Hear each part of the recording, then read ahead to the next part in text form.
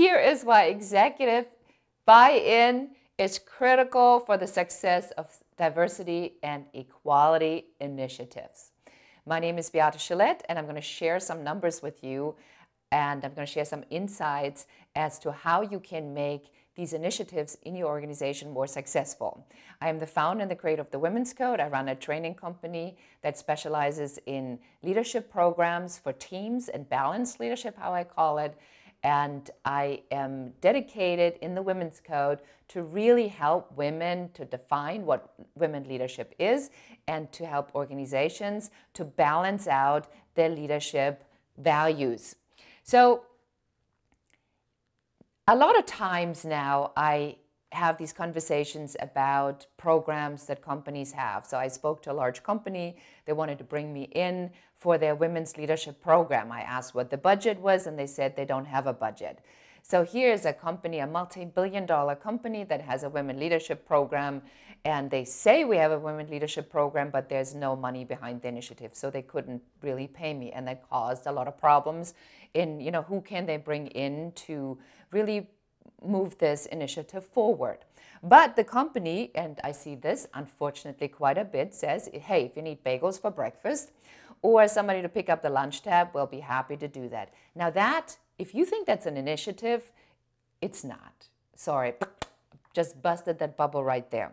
An initiative is when you come up with something that's connected to your core values, mission, and vision of your organization, and you say diversity, equality is one of our core values, and now we are actually stepping into action, into motion to actually do what we say we are going to do.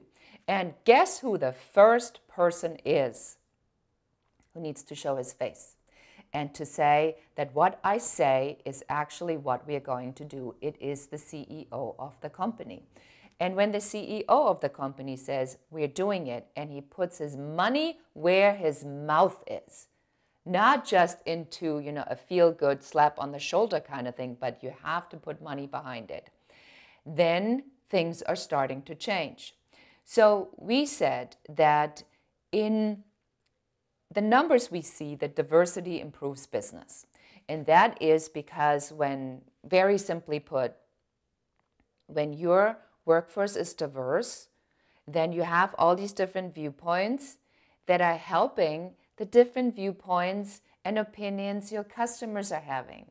So if all men are deciding which tampons women want, that would be a disaster because men don't use tampons, so they have no idea how this product would have to be packaged to appeal to women or what it even needs to do. So clearly you need women.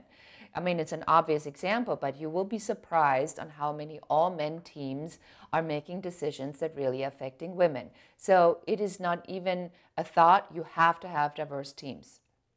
So there is an initiative called CEO Action for Diversity and Inclusion, and there's about 450 CEOs that have joined that. And they are collaborating on workplace initiatives. And now they found out that when the CEO is actively accessible to the employees with an open door program, say, talk to the CEO anytime, that these programs, for some reason, are doing much, much better. So when a CEO is willing to meet with an employee at any given time and actually knows his statistics and the numbers and the data of how his company is performing or how his company is improving, these programs tend to be a lot more successful. What this means for us in organizations and for you watching this video, you look at this as more ammunition to take to your executive boards, to take into your next meetings when you are asking for women leadership programs or balanced leadership programs to be implemented. Because when there are men involved, we always have to make a case of what the ROI, the return of investment for such a program is. These numbers exist. So don't go in and say it's the right thing to do. We all know it's the right thing to do, but go in and have the numbers ready. And if you are a leader of an organization and you're watching this video, make sure that your opinions of diversity and inclusion are clearly defined, that everybody in your organization, down to the janitor, knows where you stand, and put your money where your mouth is. Thank you for watching. This is Beate Gillette, the founder of the Women's Code.